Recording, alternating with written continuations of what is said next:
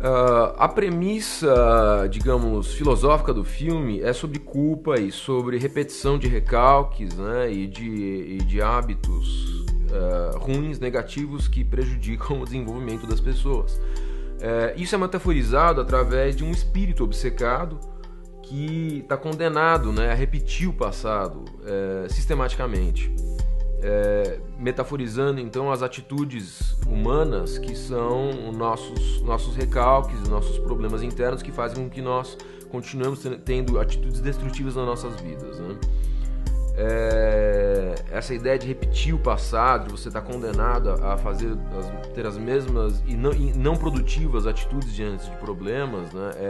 Que permeiam a ideia de um fantasma que vem assombrar algo que aconteceu no passado e deveria ter sido resolvido.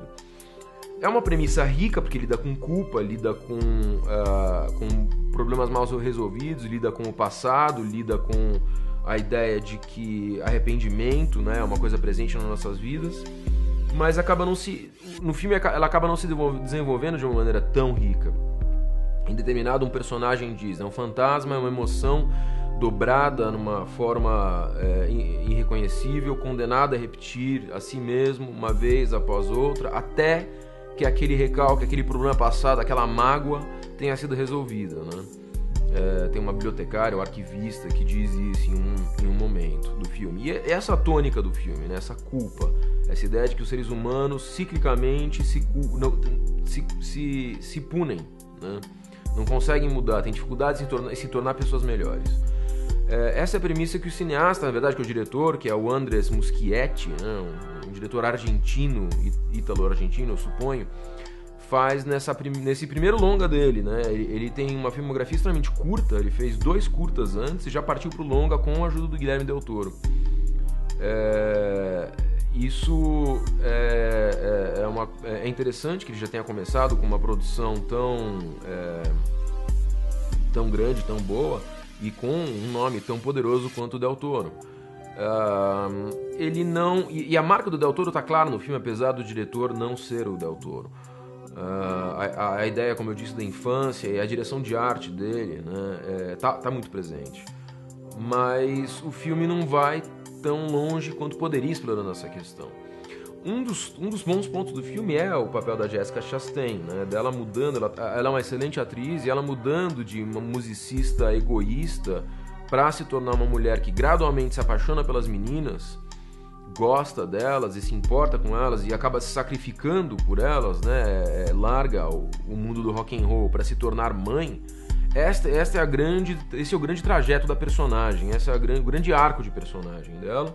E isso é feito de uma maneira interessante, porque ela é vista como menina punk rock, tatuada, né, camiseta de banda dos Misfits e tal. Ela se vê forçada a se tornar mãe e o amor é desenvolvido diante dela. E ela tem o grande desafio de cuidar de 2 meninas que estão amaldiçoadas, né? A figura dessa mama, que é o espírito que adotou e salvou as meninas, vem com elas para casa deles, para casa desse casal, e começa a assombrar a casa, efetivamente, né? É uma figura bastante grotesca.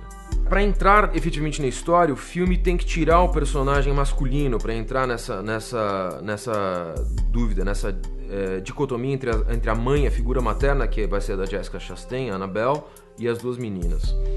Para fazer isso, ele causa um acidente com o personagem masculino, que então entra em coma e fica no hospital. E assim a mãe, a suposta mãe, a Annabelle, fica, né, a madrasta que elas arranjaram, fica cuidando das meninas, né? É um recurso narrativo interessante, que faz com que finalmente, né, o conflito seja focado nessas figuras femininas da punk rocker mãe com as 2 pequenas meninas, mas ao mesmo tempo dá uma segurada na história, porque faz com que o filme entre numa espécie de letargia, porque ele não sabe explorar esse conflito de uma forma tão profunda. Infelizmente, os conflitos ficam um pouco superficiais ali. Acontecem coisas estranhas e um pouco chocantes, coisas assustadoras, fantasmas que aparecem, a mama aparecendo, as meninas se comportando de maneira monstruosa, mas a relação mãe e filhas, né, madrasta e filhas, não é tão desenvolvida. O filme tem uma tendência moderna aí de começar com fortes efeitos visuais, né? Começar com uma grande direção de fotografia, um impacto muito forte em termos de fantasmas, e efeitos especiais e cenas de horror, tudo muito evocativo, colocando uma premissa pesada, mas aí entrando numa certa morosidade narrativa na sequência, né? Fazendo com que a história fique um pouco letárgica mesmo. Tudo é bastante soturno e obscuro e horrível mesmo, muito gótico, né? Há uma recuperação aí de um horror mais gótico, mais provocativo, mais sugerido, com pouco sangue. Tanto que o filme é PG-13, não chegou a CR. Mas ele demora para realmente conseguir entrar nas questões mais interessantes e desenvolver as ideias que ele está propondo de uma forma que seja mais legal, de uma forma que seja... Ok, essa questão tá sendo explorada. Eu entendo que a questão de maternidade e negar maternidade é uma questão humana interessante. Porque, na verdade, tudo isso se coagula de maneira a mostrar que o Del Toro trabalha em dois flancos, né? Um flanco é um terror mais psicológico, mais interno, voltado para sonhos, recalques e um desenvolvimento da persona, né? E como isso pode expressar, pode ser um horror interno. E o terror estético, né? O terror visual, toda a direção de arte que ele trabalha muito bem. Ele é artista plástico também, ele desenha, o Del Toro pinta, né? O trabalho dele para o Labirinto do Fauno é muito interessante em termos artísticos. O caderno dele de desenhos e tal, que foi fundamental para a produção do filme. Então ele é um diretor dividido entre esses dois universos, né? E ele não conseguiu neste filme equilibrar exatamente essa dicotomia, né? E é por isso que essa narrativa fica mais fraca e acaba desapontando um pouco, né, no decorrer da história. O que está ficando claro, então, é que o Del Toro, quando ele trabalha como produtor associado ou produtor executivo, né, quando ele está com um criativo paralelo, ele tem uma tendência a deixar um pouco as coisas de lado, né, não dá aquele gás necessário para fazer um trabalho mais denso. E apesar de no Labirinto do Fauno ele realmente conseguir fazer esse equilíbrio, né, entre o horror psicológico interno, onírico, do mundo dos sonhos, do mundo da construção psicológica do personagem, e um grande desenvolvimento estético, né? O fauno, o próprio labirinto, as figuras simbólicas que ele põe, quando ele trabalha no filme dos outros, esse equilíbrio fica solto e ele não desenvolve as coisas até o fim de uma maneira que seja realmente satisfatória. Se a direção de arte do filme é bastante boa, quando a gente vê a mama, quando a gente vê o espírito que possui as meninas no final, é bem feito, mas não é nada excepcional. E a complexidade, né, dos subplots, e a complexidade da questão de você ter um pai assassino e ter sido abandonada e estar sendo adotada aí pela roqueira, ela é deixada um pouco para trás, né? Essa discussão acaba não se desenvolvendo no filme de uma maneira que enriqueça tanto esse conto de horror, que usa isso como metáfora, né? Usa essa condição como metáfora. Então o filme acaba ficando não muito surpreendente e soltando um pouco o interesse do espectador, né? O que acaba segurando a gente é realmente algumas cenas de horror, a beleza da Jessica Chastain, que está muito bem como atriz e está muito bonita, e a própria direção de arte, no final das contas. O filme retoma um pouco de momento já na sua sequência final, né? Que eu vou analisar um pouco mais tarde. Mas até lá acaba ficando um pouco nesse mesmismo de efeitos especiais muito bonitos, uma edição muito bem feita, mas uma narrativa que começa interessante com uma premissa forte e acaba não indo tão longe. O que o filme faz então é metaforicamente perguntar se as meninas, né, se a Lily e a Victoria vão entender que mudar é necessário e que aceitar uma mãe que não é a mãe delas, mas que é uma força maternal que quer abraçar elas, é melhor do que elas ficarem apaixonadas pelo conhecido, mas pelo monstruoso, que é uma mãe espírito fantasma assassina. Então, a pergunta que você pode metaforizar disso é: muitas vezes nós estamos presos em situações que são confortáveis, mas negativas, e a gente consegue sair disso para evoluir para uma nova situação, né? Então, elas têm a chance de ter uma mãe normal, uma mãe que vai amar elas, que não é a mãe de verdade, e não é a mãe que está criando, não é a mãe que criou elas, mas é um ser humano. Ou elas vão pro monstruoso, né? Elas vão pro obscuro da morte e do recalque, né? da escuridão fantasmagórica, que é você se entregar realmente aos seus recalques, aos seus hábitos ruins e ficar no confortável, ruim, porém conhecido. No final das contas fica pouco explorado quem que era a Mama, quem que era essa personagem de horror, né? Quem que era esse antagonista, por que ela está presa, né, neste movimento circular de procurar a figura do filho dela. Existe um flashback que mostra um pouco disso, mas as motivações dela para ter uma obsessão acabam indo muito longe. É um flashback expositivo que explica, né, o passado do personagem, mas mesmo assim fica fraco, né? A coisa não tá tão bem desenvolvida quanto poderia, mostrando realmente as motivações desse antagonista, né? Da Mama, do espírito que ataca as crianças, né?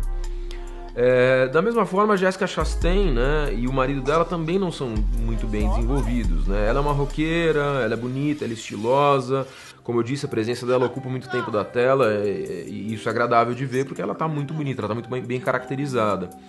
Mas acaba não passando tanto disso. Você não entende por que ela virou isso, por que ela tá negando maternidade, né? Por que ela quer ser uma pessoa que tá fora do sistema, não quer fazer parte de uma família tradicional.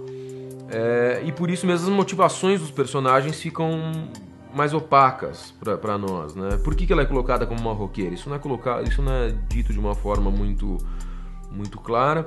A única coisa que fica clara é que ela não quer ser uma pessoa tradicional, né? Uma pessoa mainstream ali que vai ser mãe. Essa ideia tá clara. Porém, não vai mais longe do que só isso, né? Então os personagens são um pouco... Ele tem poucas motivações e pouco desenvolvimento, né? O filme funciona assim numa estrutura de contos de fadas, né? Que é a marca desse diretor, é uma característica dele. E que é uma coisa que tá constante em contos de fada e contos de horror na história ocidental, né? Crianças têm um papel proeminente em contos de fadas, né? E que misturam a ideia de horror e de abandono com um terror absoluto, né? João e Maria são crianças que se perdem na floresta, são capturados por uma bruxa canibal, né? Esse é um conto tradicional. Elas seguem, né, acham a casa feita de doce, né, e acabam sendo punidos por uma bruxa vingativa, né? João e o pé de feijão também é uma história de um menino, né, que encontra um feijão, planta, e o pé de feijão leva ele para o castelo de um gigante que também come criancinhas, né?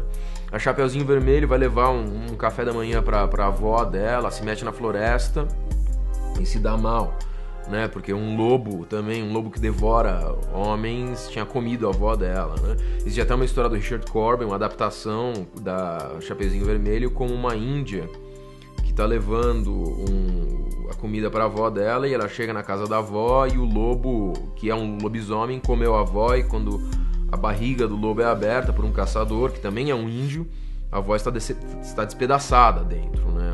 Uma coisa do horror mesmo.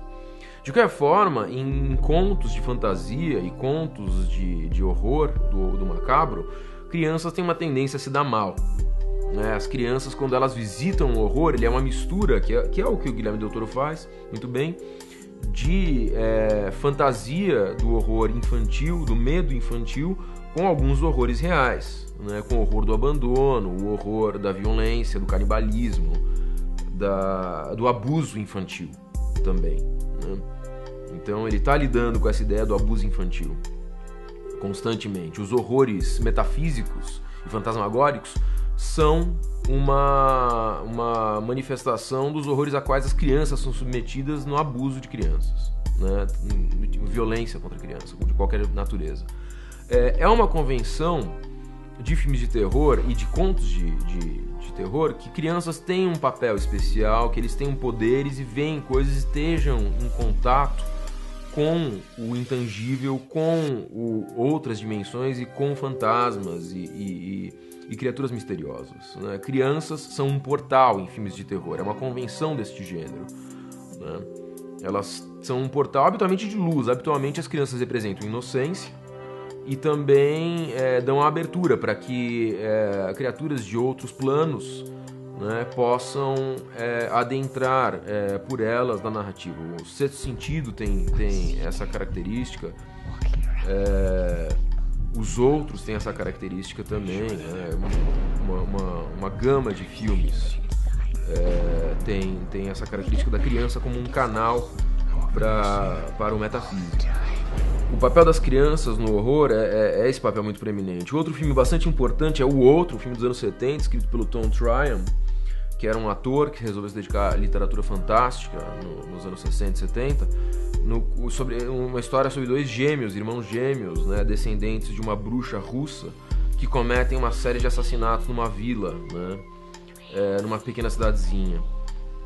É um filme de um horror um pouco surreal, bastante interessante, bastante gótico também, no qual você não sabe o que é um poder que esse menino tem dado pela família dele, o que é realmente o irmão gêmeo dele que está cometendo crimes e matando pessoas, né, fazendo coisas absurdas, coisas do horror naquela vila, e o quanto que é da mente dessa criança, né, que realmente está perturbada.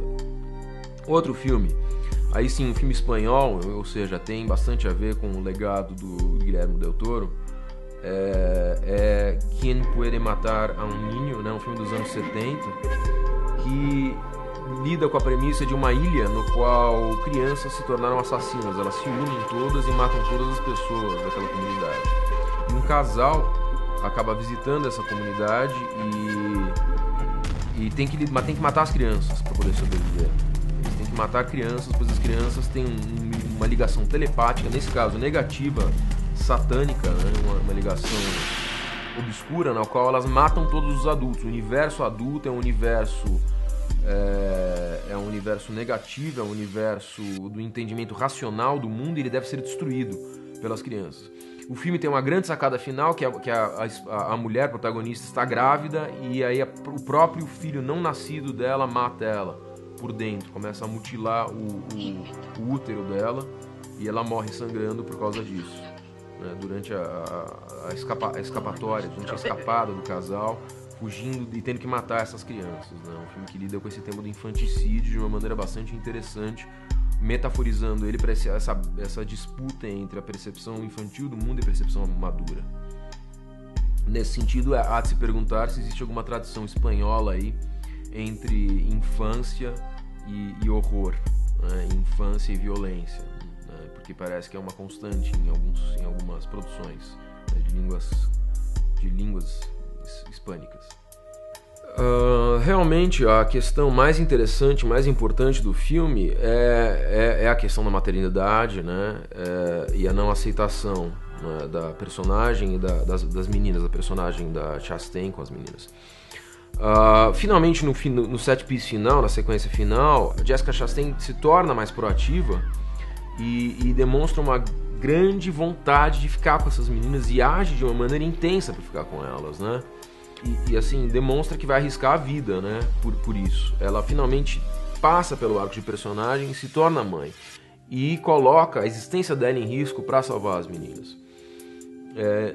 Esse conflito, ele provoca uma cena bonita que fica numa colina, no qual a fantasma está puxando as meninas e a Jessica Chastain se recusa a soltar, aquela coisa de mãe mesmo, amor maternal que é absoluto, né? E que vai até o fim. Ela abraça a ideia de que as meninas são dela, né, e que ela tem que ficar com elas. Essa é uma cena que nesse sentido é bonita e coloca o que está em jogo realmente em questão de uma maneira bastante incisiva e clara, né? Nesse sentido, o conflito dá uma melhorada nessa narrativa que, por outro lado, não vai até as últimas consequências, né, na sua exploração da questão. Então, se o filme é fraco, ele tem bons momentos, tem boas cenas bonitas, esteticamente bonitas, e esse clímax realmente tem essa cena dela segurando, né, a menina, não deixando o fantasma levar, que é uma cena de sacrifício maternal bonita.